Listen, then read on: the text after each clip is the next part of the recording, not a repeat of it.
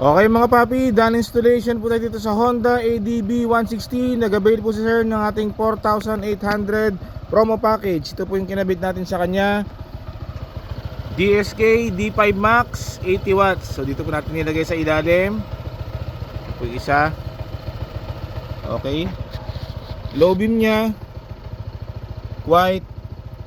Tapos ang high beam na pinagawa ni sir, yung white yellow na combination. Okay, sa kalsada, ito po siya, DSK D5 Max na 80 watts. So yan po. Yan yung low beam, high beam, low beam, high beam. Napakaliwanag po nyan. Okay, ito yung ginamit na switch, domino 3-way switch. Yan sa ilalim natin nilagay. Tapos naglagay tayo ng stainless passing switch sa passing light. Bali pag naka-off yung MDL, pwede siya mag-passing. Tsaka pag naka-low, passing. Okay.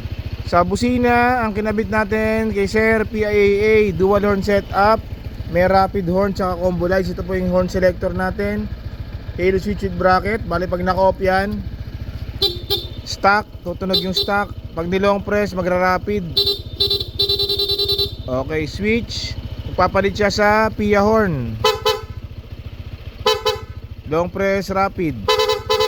Ayan, so nagko-combo light siya. Low beam, combo lights. Pag naka-high beam, wala siyang combo. Ayan. Okay mga paps, so kung nagustuhan nyo po yung ganitong promo package natin, punta lang sila dito sa Scooteristas online shop. Maraming salamat po.